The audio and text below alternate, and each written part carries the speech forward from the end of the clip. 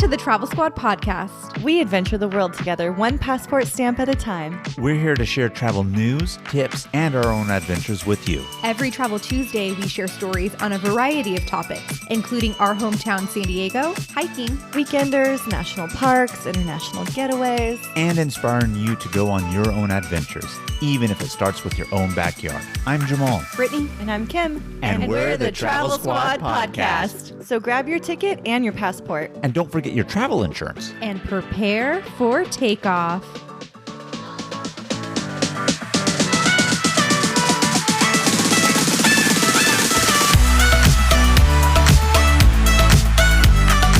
Hello, fellow travelers. Hey, everybody. What's up, Squaddies? Welcome to episode 94 of the Travel Squad podcast. Today we were recapping our trip to Shenandoah and New River Gorge National Parks, and we're going to give you the best squad tips to do this trip yourself.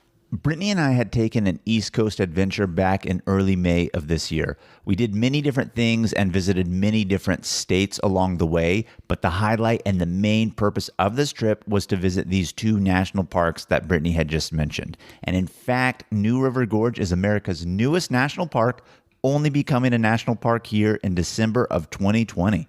We just watched your whitewater rafting video, and it was so funny. I felt like I was on this trip with you right there in that boat. And it's so cool that you guys were able to see America's newest national park just a couple months after it became a legit national park. It's really cool.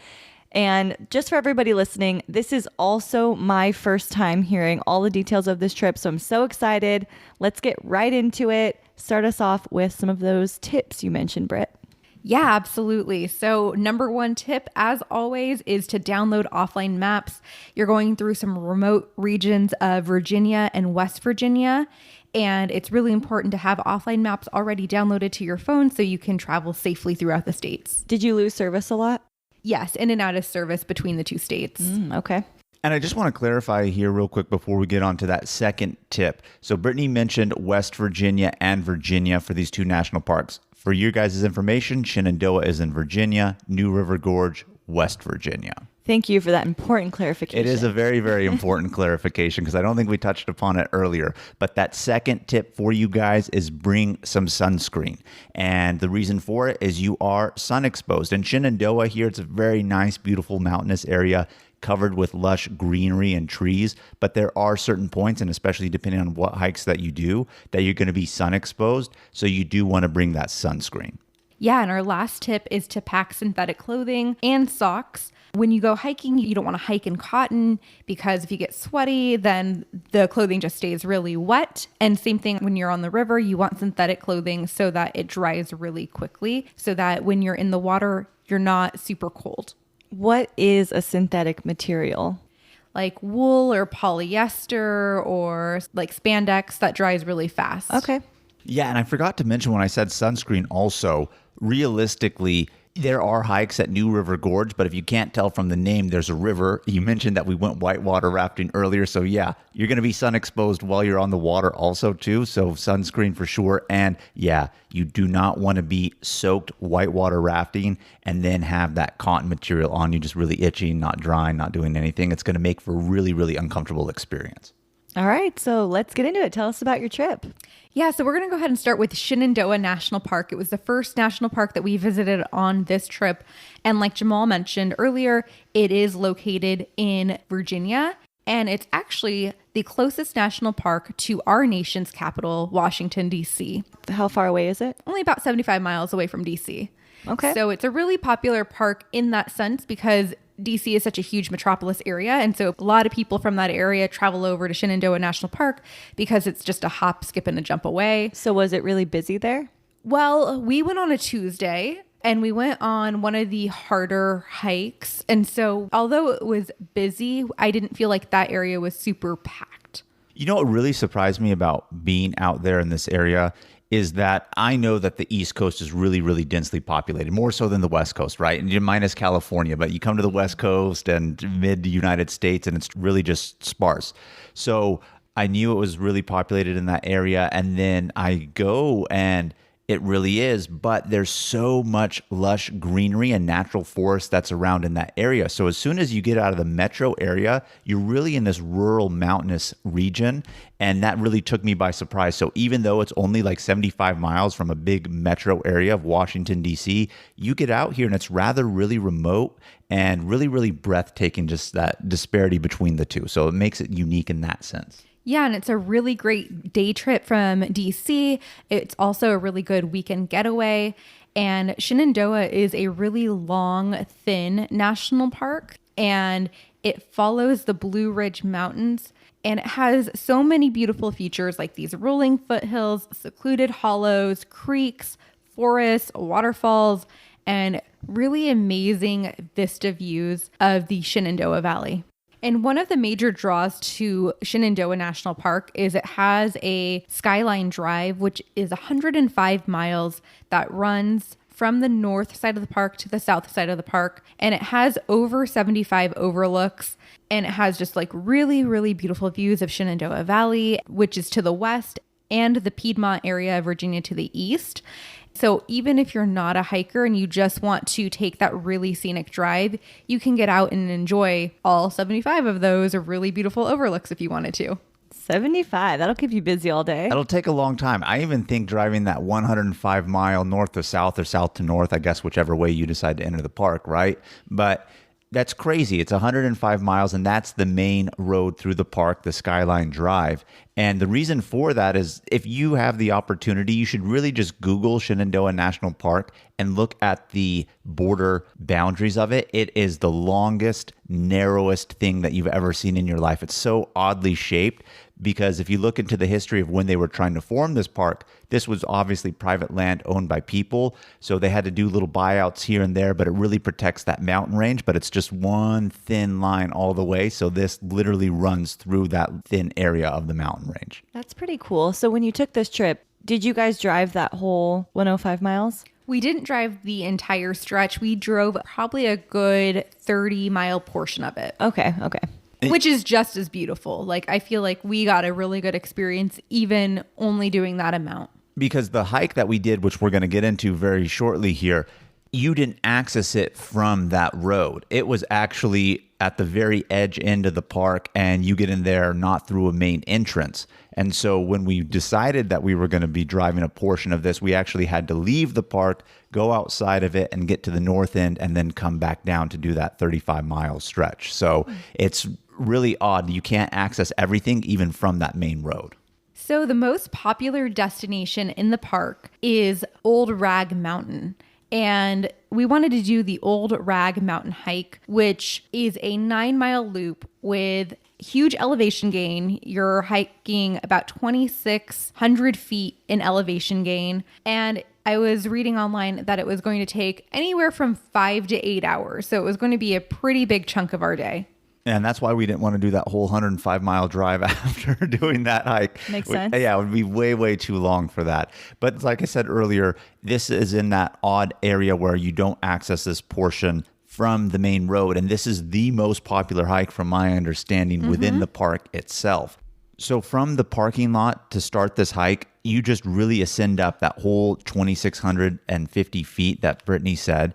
And while you're here, this portion is really, really well shaded. It's awesome. You're walking through all these trees. It's so green. It's so lush. You even have greenery with ferns growing on the floor. So it's just all around you. But the climactic point is obviously getting to the top of Old Rag. But to get there, you have to do some boulder scrambling to the top. So it gets to the point where there's no longer a really designated trail. You have to hike these boulders. Obviously, they direct you on which way to go and is the most efficient route, but it takes a long time once you get to that point to really summit it, because you have to take your time climbing these rocks, and then sometimes you climb and then you have to fall to only climb right back up because they drop you. So really, really fun, really interesting hike. Yeah, absolutely. The rock scramble is one of my favorite parts. It's really unique. You're climbing over rocks, under rocks, between rocks. Sometimes you have to drop down in between crevices. So it was a really unique hike. And we have like a ton of squad tips for like this hike in general. So first off, there are some blue trail markers. So when you lose the actual trail, you'll see painted on the rocks like a blue rectangle. And so you follow those and you'll know that you're following the path. The proper path of the boulder scramble. Yes. Another squad tip is to wear pants, because while you're scrambling over all of these rocks, you're going to get scratched up. So the pants are going to protect you in that process. We just did a hike here in San Diego, Lawson Peak Trail, and there were boulder scrambles in that one too. So then would you also recommend like a long sleeve shirt for that same reason? I didn't feel like my arms really got the brunt end of it. I felt like my legs did.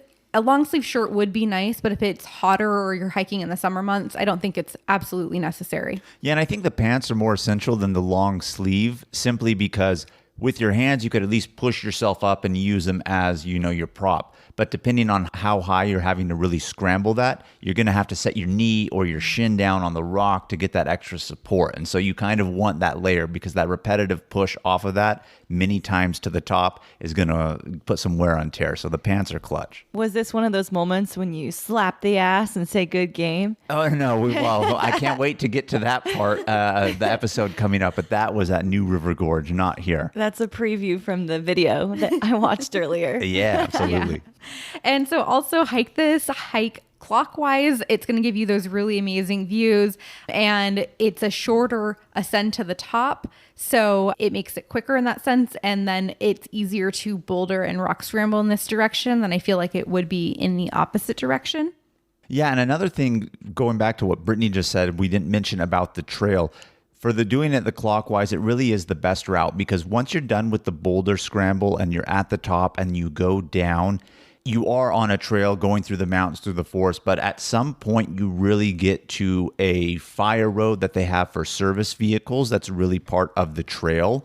And it's actually really, really rather long in there. And even though it seems flat, like you can tell it's actually steep. So you're actually hiking up more in the opposite direction than you would be if you went the other way. So I think you have more of a downhill to reprieve yourself if you do it in the clockwise motion versus counterclockwise. Yeah, and because this is one of the most popular, it is the most popular hike in the entire park. Go during the weekday if possible to beat the crowds. Try to get there early in the morning to also beat the heat as well, and bring a lunch with you to take to the top. There was plenty of space to spread out and enjoy your lunch with really amazing views of the Shenandoah, like rolling foothills and the lush greenery around you. Okay, 2 questions. What did you have for lunch and where did you get it? Really, really good questions on that one. Yeah, you want to bring it because there is for sure no place within that area on this hike to get lunch. So what we did, and one of my favorite things about going to the East Coast, is they have a grocery store chain called Publix. Maybe you've seen it in Florida, Kim. It's I've big heard in about Florida. it. They give away cookies. Well, that's news to me, and I love Publix. So next time I go back, I'm going to have to go. But they had a Publix that was by the hotel that we were staying at. So we got the sandwich the night before because we were leaving so early in the morning before the grocery store even opened. And so we got one of their deli sandwiches, which I love. Every time we go to a state that has Publix, we really get one. And so that was our lunch. And then we kept it in our collapsible cooler, which we should put in the show notes here for you guys, because we love that. And it's really clutch, especially if you're going to be doing hiking. And so we had a beautiful deli sandwich at the summit overlooking. So bomb. Yeah, we actually have a page on our website where we link to all of the travel products that we recommend. So I'll not only link it in our show notes, but I will put it on that page on our website so anybody can go and buy it off Amazon real quick. But I have a follow-up question. You mentioned there's a Publix next to the hotel you stayed at. Where did you stay? What city? What was the hotel? And do you remember how much you paid per night? Yeah, so I said hotel. We actually stayed in a timeshare this time. We exchanged our timeshare, and it was in Williamsburg, Virginia. So we used Williamsburg really as our hub. And so I forgot, how long did it take to get from Williamsburg to Shenandoah? It was about 3 hours. Yeah, so rather far. And we knew from Shenandoah we were going to be continuing on the next day to go to New River Gorge to do the whitewater rafting. So we drove after that fact. So that was the only time after our hike here at Shenandoah that we did not stay at our timeshare. And what was the timeshare called? The timeshare was called the Colonies, I believe. The Colonies at Williamsburg. And would you recommend? Yeah, we had a really nice timeshare. It was 2 bedrooms, 2 bathrooms, kitchen, living room, a really nice area. Tons of space for you too. Yeah. Oh, yeah, absolutely. I mean, there was the option to do the 1 or the 2 bedroom, and then it was like only 1 or 2 points more to exchange it for that. And even though we weren't really using it or having anybody else with us, it's always nice to have the space. Did you sleep in both beds? We did not. No. well, I take that back. Brittany and I got in a fight one night. I slept in the other room. lying. I know. But, Jamal did mention that the drive was 3 hours. And I was looking at the route, trying to see if there were any like subways along the way. And all of the subways along the way didn't open until like 10 a.m., which was going to be much later than we wanted to get to the trailhead. Plus still like a drive distance from where we were. So that's why we got the Publix sandwich the day before and packed it in our collapsible cooler, which was super clutch. And if you're feeling concerned, how's a sandwich going to hold on me for a day? Well, Brittany was concerned on that. Me too, yes. And I was telling her, like, we're not really seeing anything else. And I love Publix. Like, I get excited when I get to a state that has Publix. So I told Brittany, I said, I'm positive it's going to hold well. It's fine. Like, let's just get it, put it in the fridge. You had faith in Publix. I had faith. And let me tell you something. Sandwich held like a champ. It was so good at the frickin' top. It was good. Yeah, it held well. So don't worry about that. I mean, if it was on like flat bread, like white bread, wheat bread, it probably wouldn't have hold, but it's like on a hoagie. So it's good. Yeah. Yeah, another thing too that I read prior to going on this trip was that there's a lot of false summits on the trail. And although the view's super beautiful, you're not at the summit until there's a sign saying you're at the summit. So we would get to a point where like, is this the top? It looks like the top. How much further could we really go? Because you're sun exposed at this point and you've gone through parts of the rock scramble. But literally, you're not there until the sign says you're there. Yeah, because Brittany told me that as we were hiking up that there's lots of false summits. And then you do the scramble, and because you're so close to the rocks, you really can't see further. So you think you got to it. And at one point, like we saw like, the trail continues, but we really thought at one time we were actually at the summit. So we started taking like a few photos and continued on and then realized, it's actually just right behind here. And that's where we finally had the sandwich.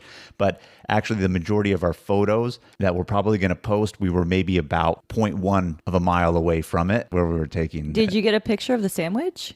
I don't think so. I don't think so, but just Google Publix sandwiches. They're bomb. Yeah, and as we were talking about the rock scramble, one of the biggest crevices and drops we had between the rocks was probably about a 12-foot drop. And so I'm short. I'm like 5 feet. So there were times that like you're using your hands and your legs and then you're scooting your body as far down on the rock. And then you just kind of have to let yourself drop a little bit to like get to the next point. And that can be a little scary when you're 5 feet tall.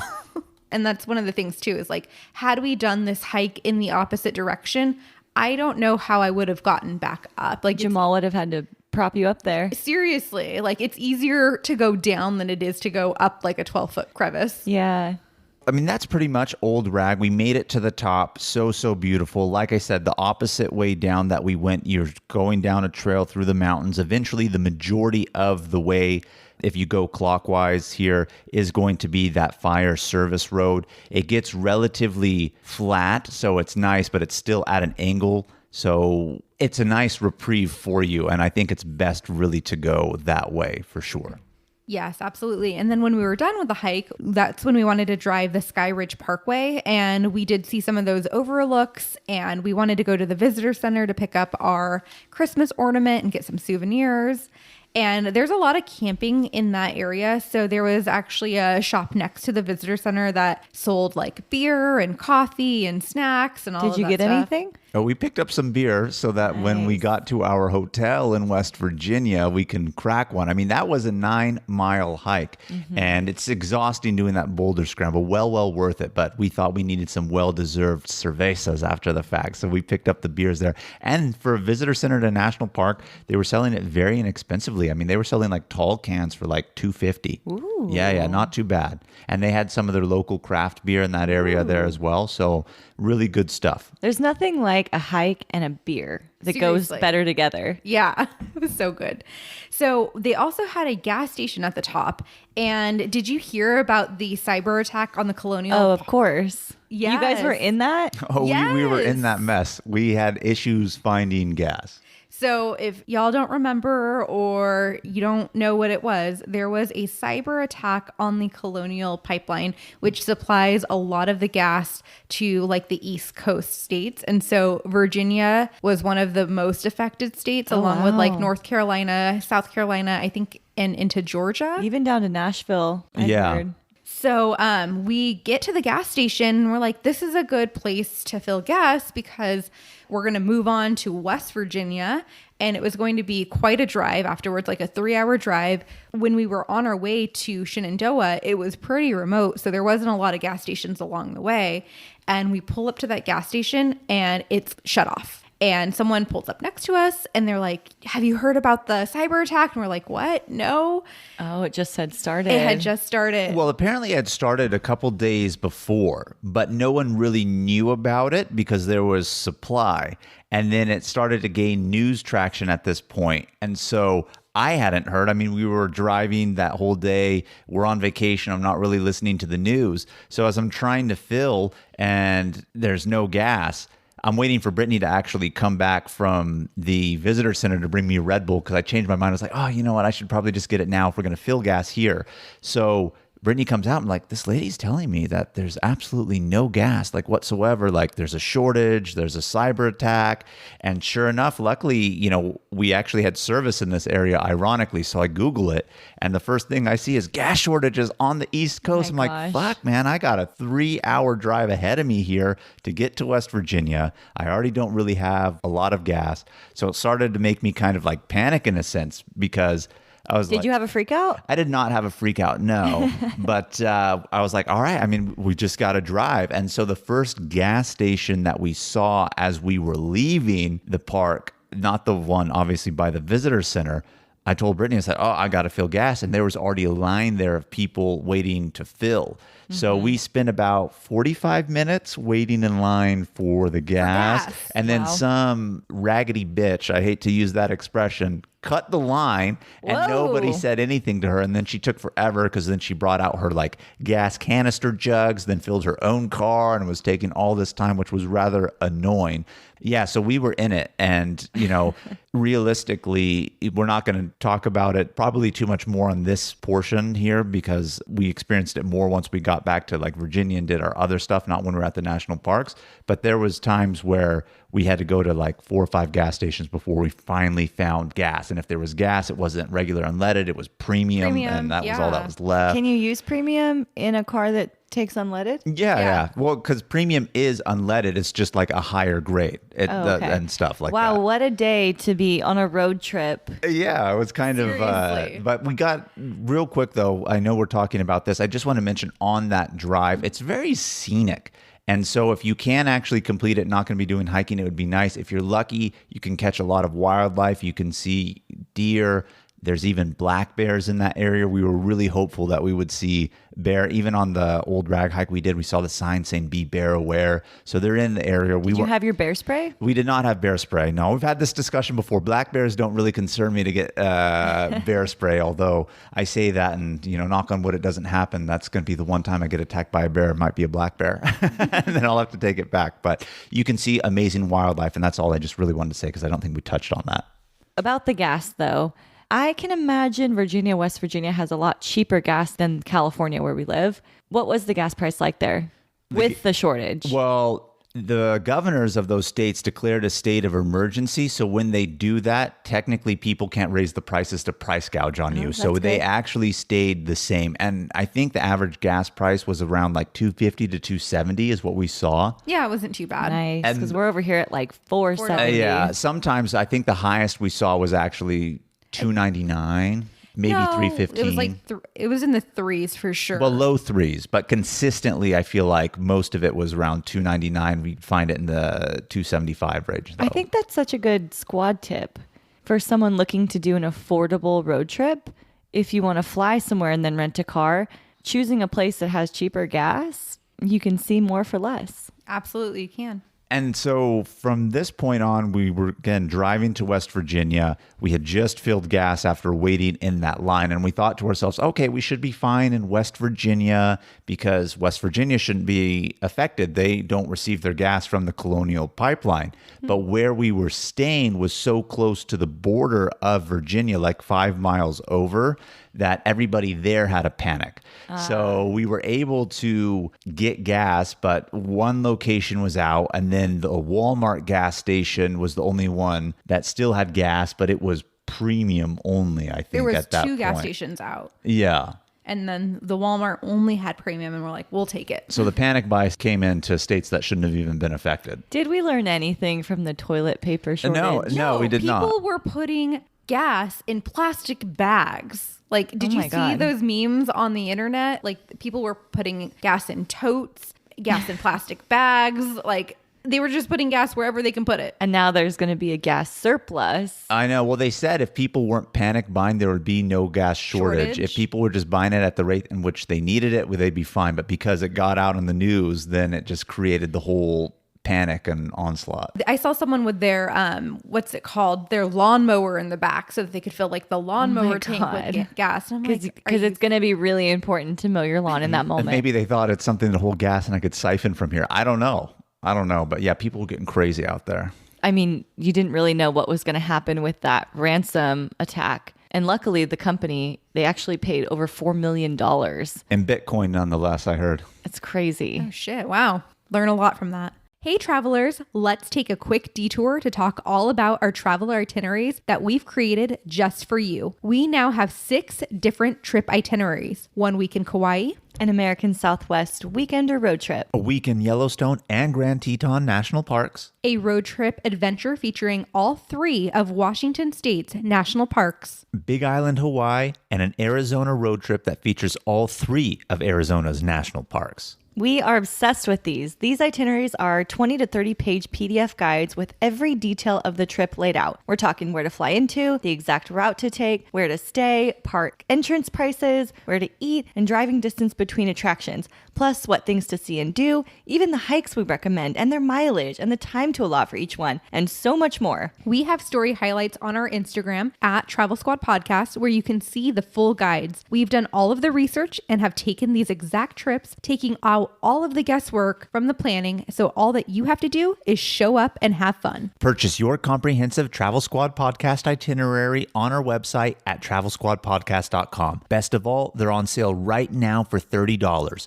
So travel on over and get yours today. We want to thank our sponsor, Manscaped, which is the best in men's below-the-waist grooming champion of the world. Manscaped offers precision-engineered tools for your family jewels. Manscaped just launched their 4th-generation trimmer, the Lawnmower 4.0. You heard that right, the 4.0. Join the over 2 million men worldwide who trust Manscaped with this exclusive offer for you. 20% off and free worldwide shipping with the code TRAVELSQUAD at manscaped.com. I've been manscaping before Manscaped was even a product. And I can tell you this, from all my times from puberty until now, since I've gotten my hands on the Lawnmower 4.0 and being one of the first men in America, let alone the world, to try this product, nothing has been better for me in my manscaping regimen. Imagine a sleek, well-designed, optimized trimmer that makes shaving the most enjoyable part of your bathroom experience. The Lawnmower 4.0 features a cutting-edge ceramic blade due to its skin-safe technology. It also has multiple guard lengths, a spotlight to guide your shave, and wireless charging capabilities. It is even waterproof, so you can take this bad boy with you into the shower. No worries about getting electric shock or nicks on your family jewels whatsoever with this product. I know my balls have thanked me, and your balls will thank you. And so will the ladies in your life. Get 20% off and free shipping with code TRAVELSQUAD at manscaped.com. Again, that's 20% off and free shipping at manscaped.com with the code TRAVELSQUAD. Unlock your confidence and always use the right tools for the job with Manscaped. But anyways, enough about the gas shortage. We didn't go on this trip to talk about the gas shortage.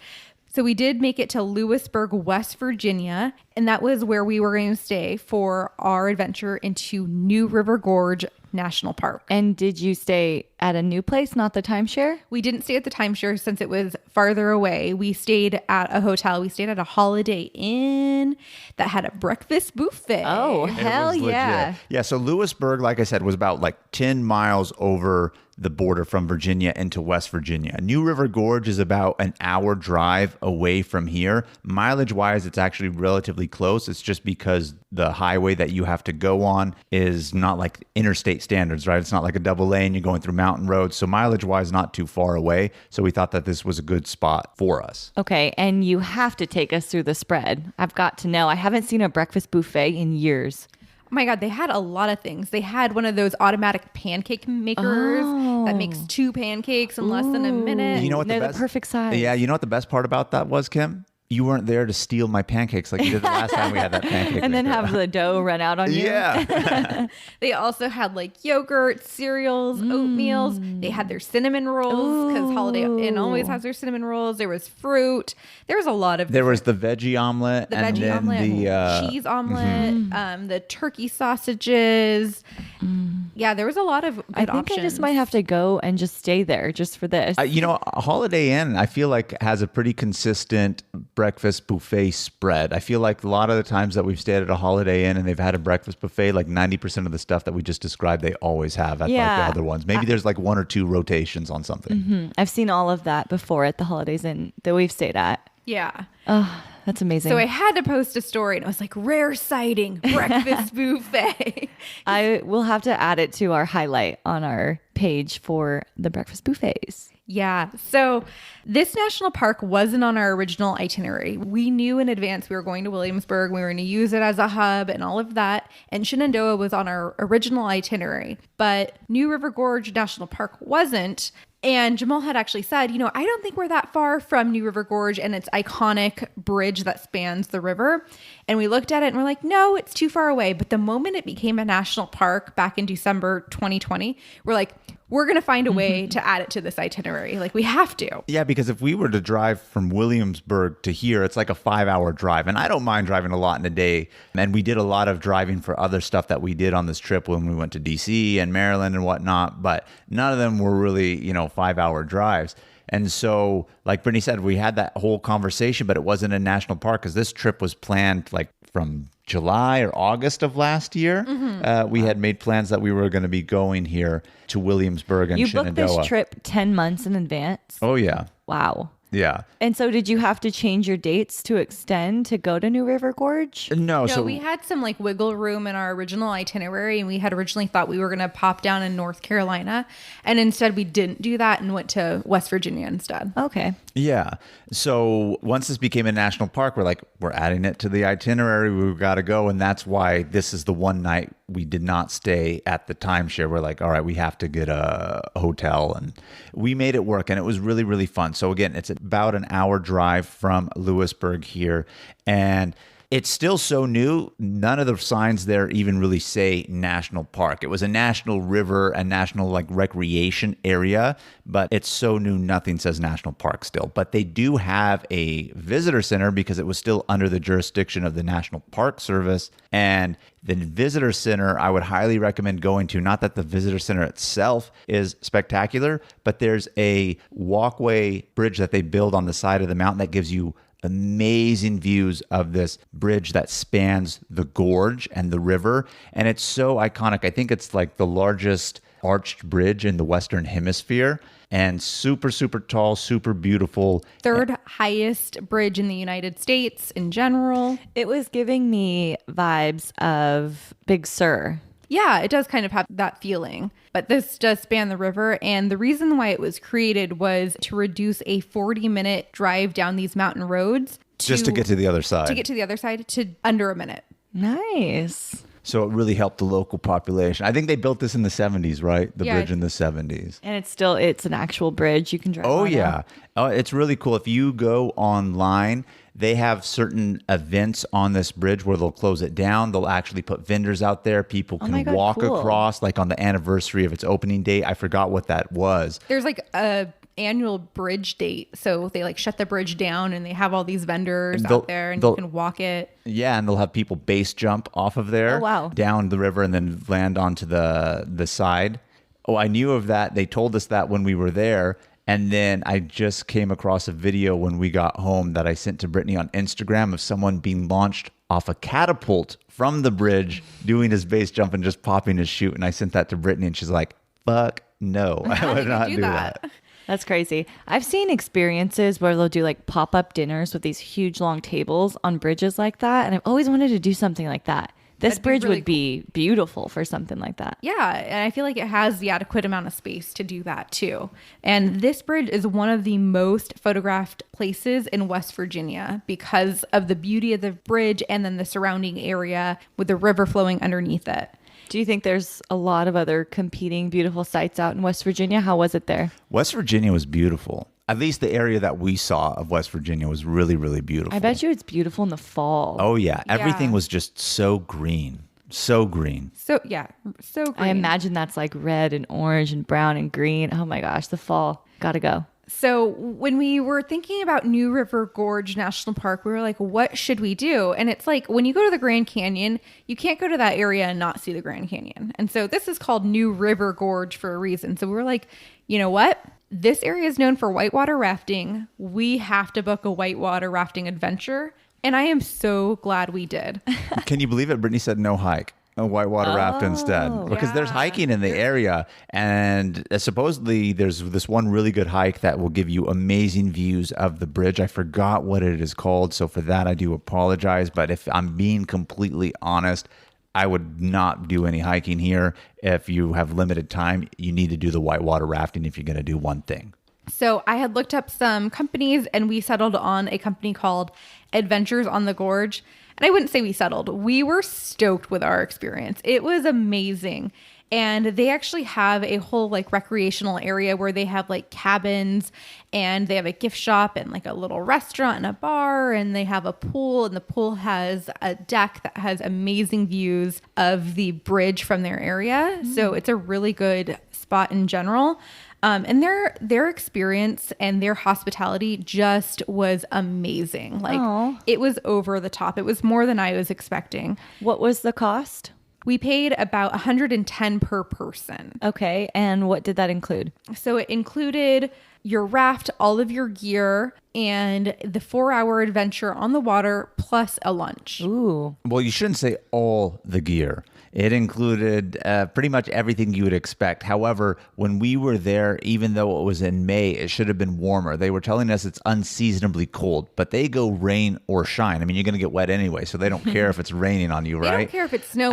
Yeah. So they actually rent wetsuits, specific wetsuits that are conducive to the whitewater rafting, and then an over jacket that's water wicking and everything like that. And so that was not included in the 110? That was not included because that's an extra, because realistically, if you're going to be going during the summer, you don't want that. It's actually too hot. It's going to be cold. So since that's like something that's more seasonal and for convenience, that was what, $25 a person extra to rent that, which was well worth it, because by the time we checked in the morning, it was 49 degrees. Ooh. I don't want to be spending 5 hours in the water when it's 49 degrees and the water is just as cold, right? So we did the wetsuit. So that's the only thing that 110 didn't include. Yeah, when I said gear, I meant like your helmet, your paddle, your life vest, like that type of gear. I'd hope they'd provide that. And no life vest. You're in West Virginia.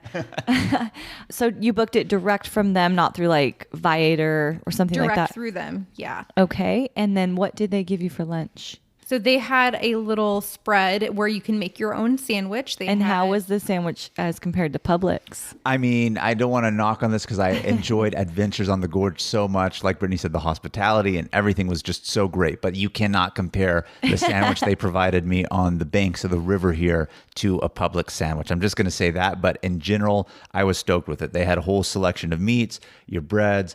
Obviously, they had your mayo mustard. They had potato salad, tuna salad. They had fresh fruit for you, chips cake. and salsa. They brought a cake red on the raft. velvet cake. Red velvet cake. Bomb. Wow. That looked homemade. It didn't look store-bought. It looked homemade. It was a good lunch for what you're doing, right? I mean, it's not like someone's coming to meet you at the banks of the river and providing it to you. They have to pack it. And so for what it is, That's for cool. them packing it, it's great.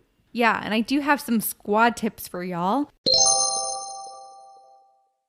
Research that weather before you go, because like Jamal said, it was like 49 degrees when we checked in the morning, and I hadn't really thought about it that much. And so I had brought synthetic clothes. I had workout shorts, and I was going to wear a bathing suit underneath my getup, and then I was going to wear a like windbreaker jacket and like a light sweater and whatnot.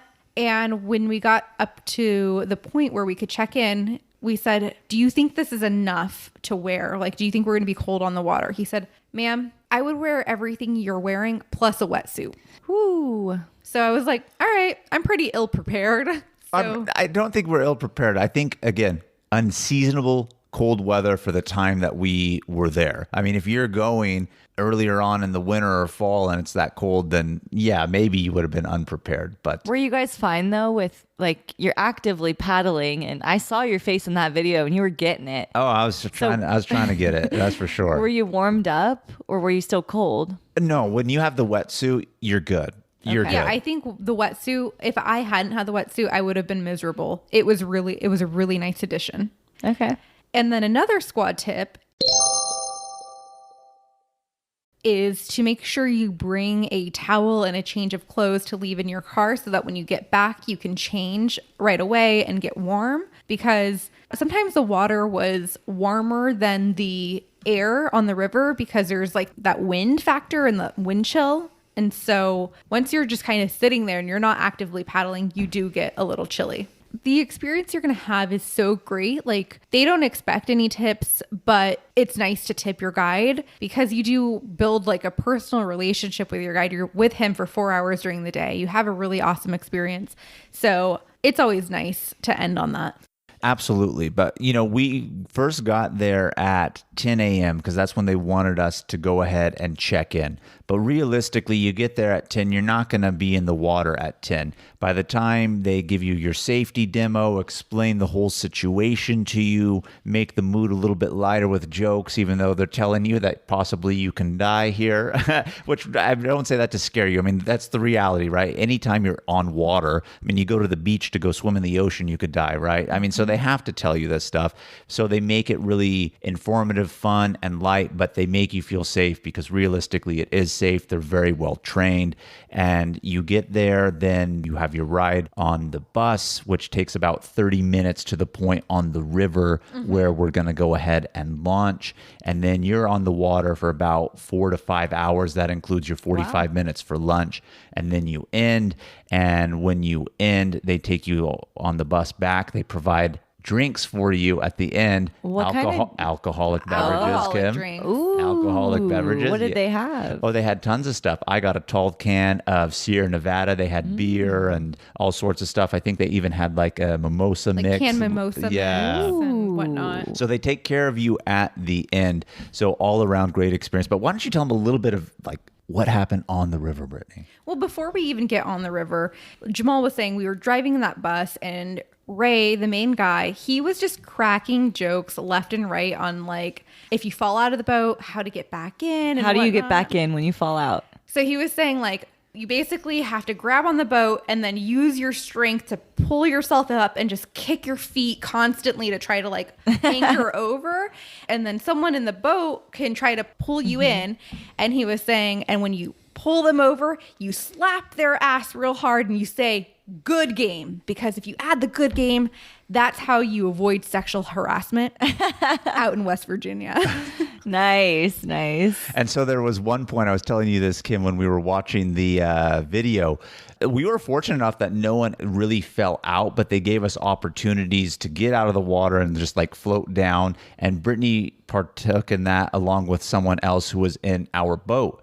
And so that guy who was in our boat who had gotten out, I happened to be closest to him trying to get in. So I was like pulling him in as he's flailing his legs. And I mean, it's tough to get back in. Everyone looks like a stupid beached whale, like trying to like get in and flopping around like a fish. But I grabbed him and, you know, in the spirit of what Ray said, I wouldn't have done this if it was a girl, obviously. But since he was a guy, I slapped him on the ass. I was like, good game, man. Oh Good my game." God, you slapped a strange man's ass? It was all part of the camaraderie and adventure. Like Did I he give said. you a little swat back? No, he did not, because I was still seated down. But then an opportunity came where Brittanie was out, and then like I pulled her in and I gave her like the double slap, and I said, "It's okay, guys, she's my wife," and it was a good little laughing No moment. sexual harassment there? No. And they were like talking about paddle safety and to make sure to have your hands on specific parts of the paddle at all times. And they're like, if you don't, you might knock out someone's teeth. And if any of the women get teeth knocked out here, they're not going to leave West Virginia because they're going to be a hot commodity. So they play on the stereotypes of their own state. I mean, all these people are That's from so there, funny. but they make the whole experience really, really fun. Yeah. So then we make it down to the water. We meet our guide. His name was Mike. He was amazing. And then there was 3 couples in our boat, including us. So 2 other couples, us, and then Mike. So 7 people total. And, you know, I didn't know a lot about whitewater rafting. I just thought like you sit inside of the raft. You don't sit inside of the raft. You sit on the edge of the raft. Like your butt is on the edge so that you have access to the water to paddle through when you get to those rapids.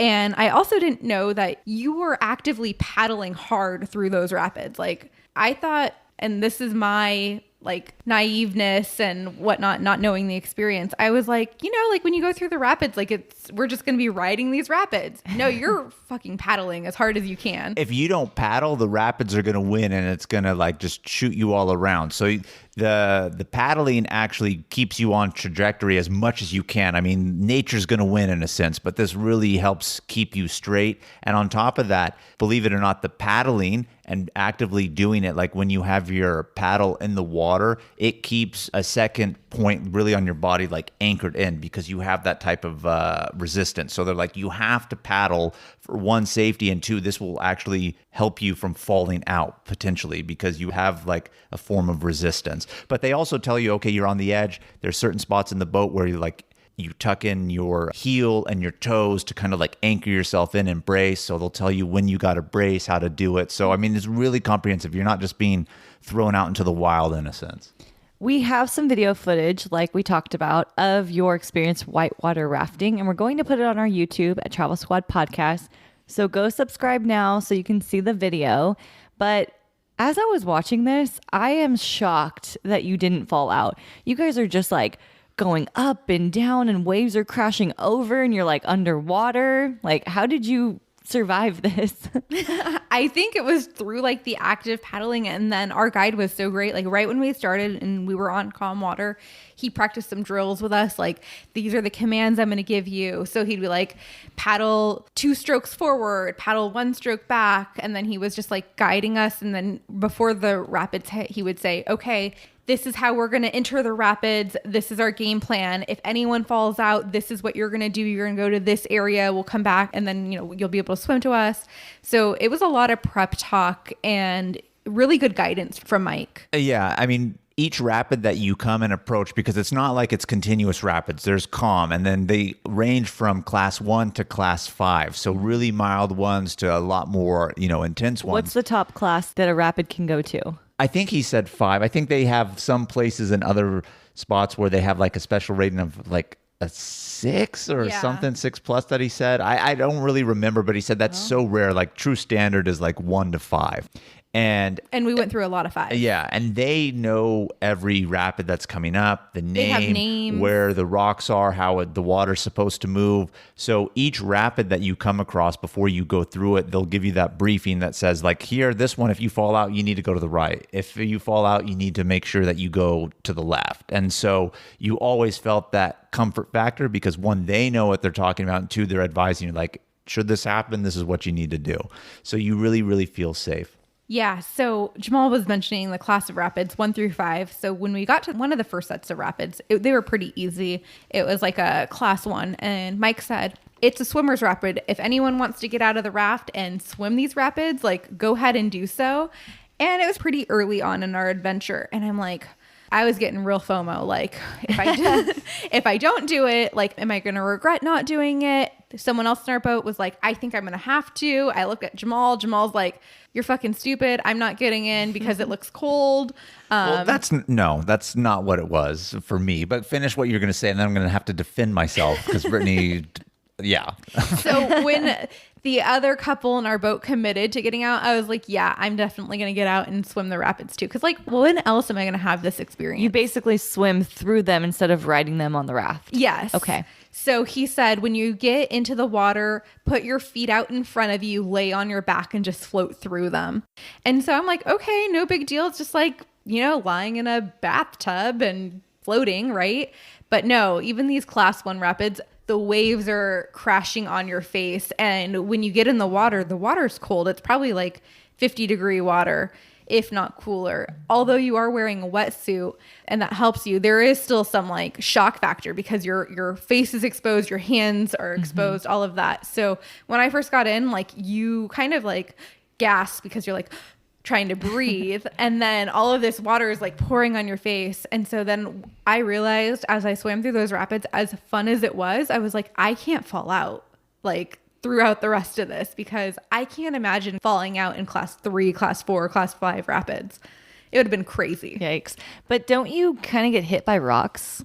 Well, that's why they're the swimmer rapids. These were really, really light. And they said this is like the only place where if you got out, it would be okay because the rocks are far enough from the surface that you're not going to hit them. Like, they create enough rapids for you to go through it, but you won't hit the rocks. But that's why they tell you feet first, is because if you hit the rocks, they want your feet to hit it and not your head, not the side of your body. And so that's why you should float down that way. But I see. They advised us that the rocks are away from this area, like further under, that you really shouldn't hit it. And so while we were going through the first part of the rafting experience, Jamal and I were towards the back of the raft.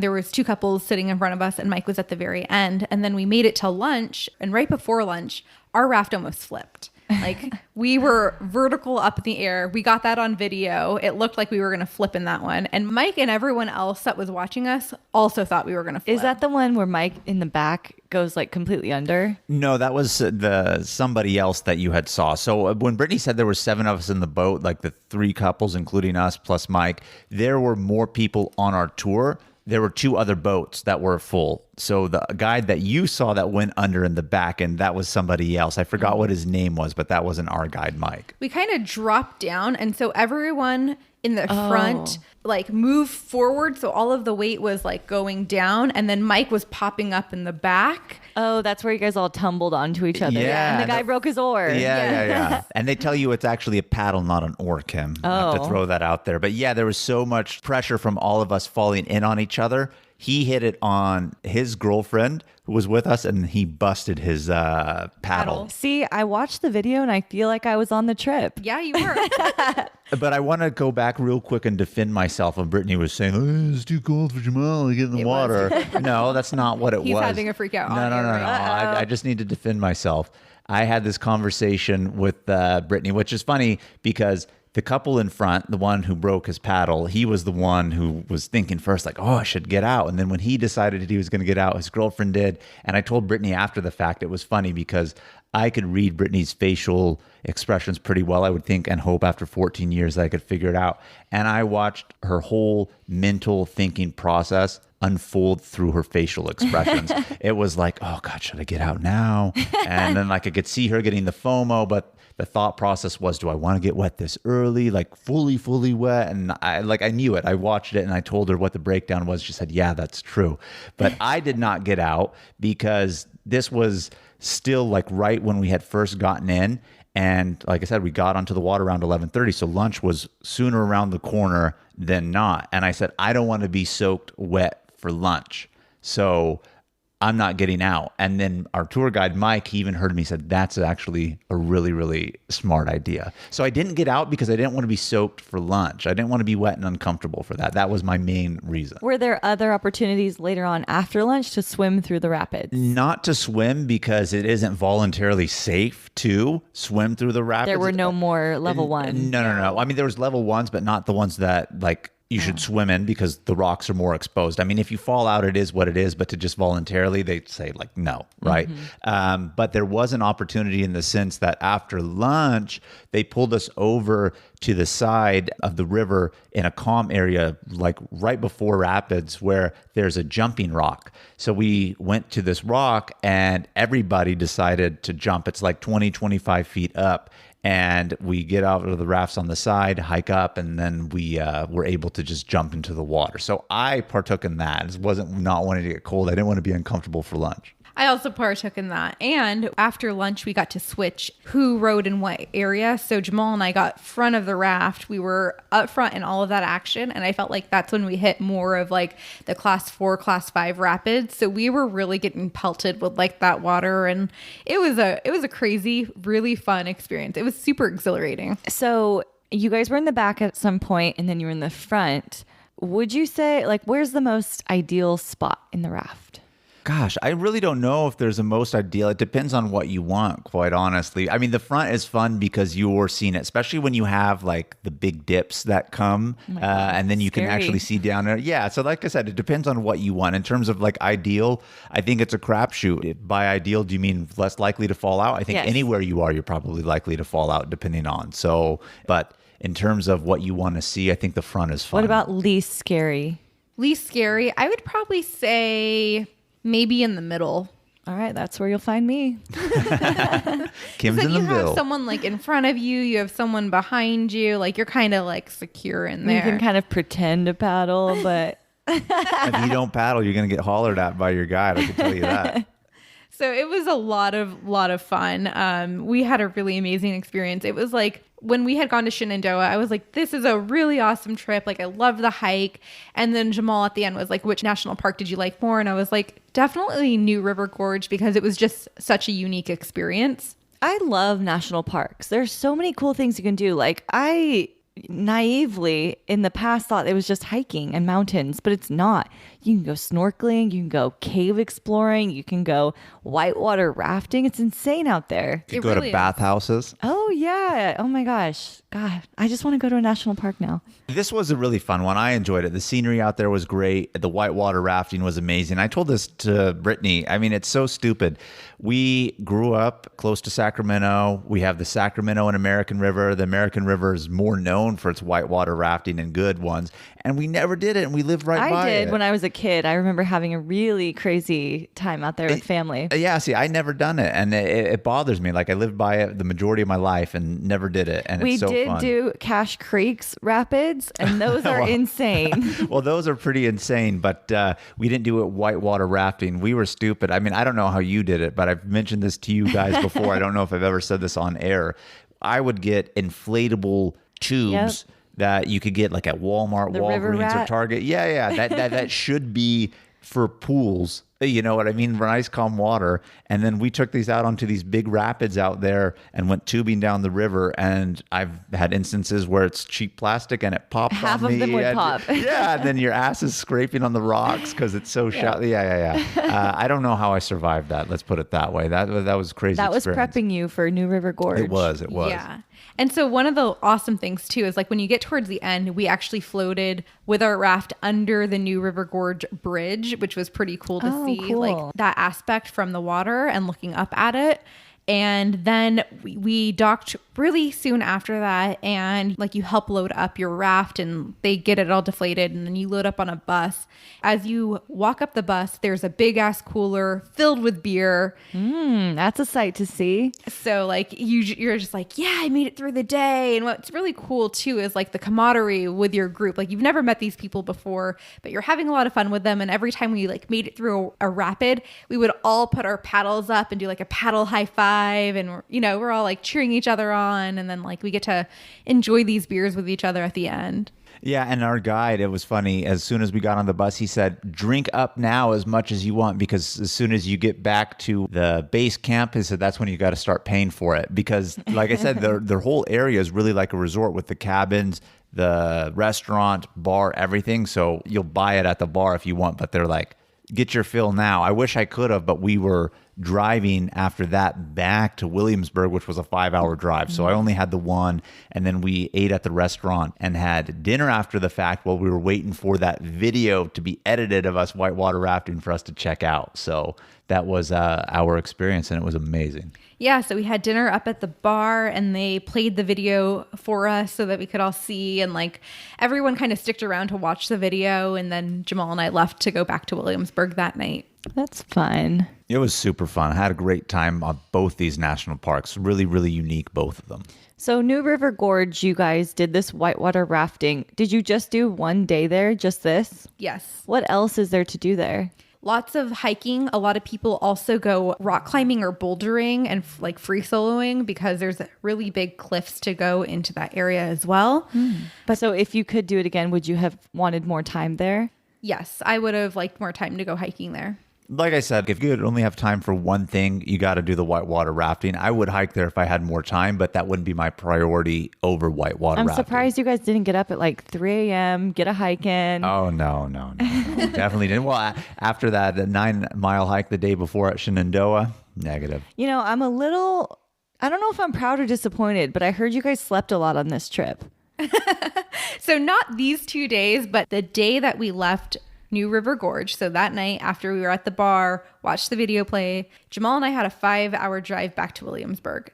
And we get into Williamsburg, we need gas too. And I'm looking at like Gas Buddy, and almost half of the gas stations are out of gas. So we're like, we have to find a gas station tonight because we don't know what the situation is going to be like in the morning. It's going to be worse tomorrow, right? So That's by my the thought. time we get settled, it's like midnight, 12:30. And the next day we were going to go to Busch Gardens in Williamsburg for their food and wine festival. Ooh. And they didn't open the park until 3 p.m. So Jamal and I went to bed at like 12:30, and we slept in till like 10:30 the next day. Which That was our like, biggest sleep in, Kim. So we were up and early. We were up early. yeah. And then all we did was like literally get ready the next day and then go to Busch Gardens. So we got a good amount of sleep after those 2 back-to-back days of super fun packed adventure.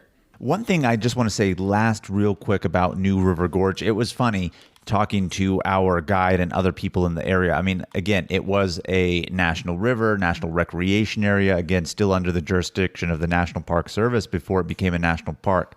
But there's talk saying how now that it's at national park level, obviously it's going to drive visitors. That's the main reason why Brittanie and I went, right? We knew of it before, but opted not to do it. Then it became a national park and said we had to go.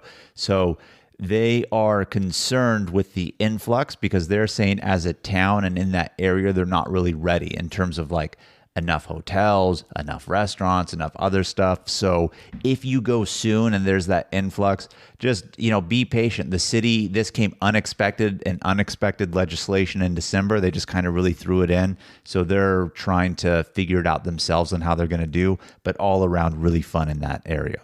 Sounds like a fun trip, and you guys kind of use these 2 national parks to make a whole week out of it and see some of the other stuff in the area. So that's awesome. I mean, America the Beautiful has so many different things. West Virginia is like almost the complete opposite side of the country from where we live. So it's just really cool that you guys went all the way over there to explore it. Yeah. And you know what? I would go back and do some more in both of those national parks. In the fall. You have to see it in the fall. Yes, I'm really glad we saw it in May because it was really, really lush and green. But yes, I think in the fall with all of the reds and browns and yellows and oranges, I think it would be even more beautiful. We need to go back when they have the Bridge Festival.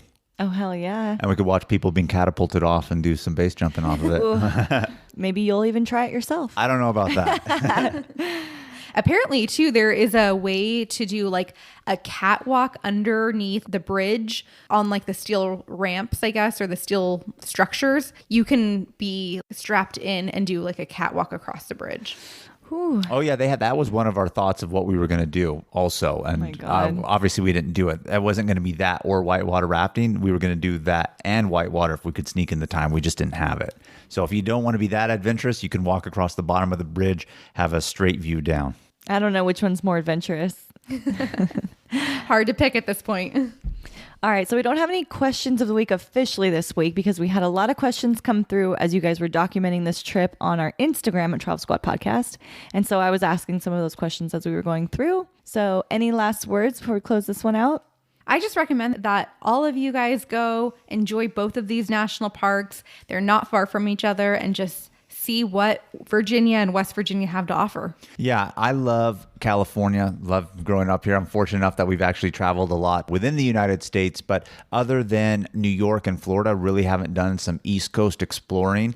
And I don't want to say pleasantly surprised, like I thought it wasn't going to be nice, but it's just a different scenic beauty than you have out here on the West Coast. And that made it all the more exciting, just like a different look of America. And it was great. Oh, that's wonderful. All right, squatties, thank you so much for tuning in to our episode this week. Keep the adventures going with us on Instagram and YouTube at Travel Squad Podcast, and send us in your questions of the week so we can feature you next week. If you found the information in this episode to be useful, or if you thought we were just plain funny, please be sure to share it with a friend that would enjoy it too. And as always, guys, you know it. Please subscribe, rate and review our podcast, and tune in every Travel Tuesday for new episodes. Stay tuned for next week's episode. We have some more amazing and fun adventures and tips in store for you. Bye, Bye, everybody. squatties.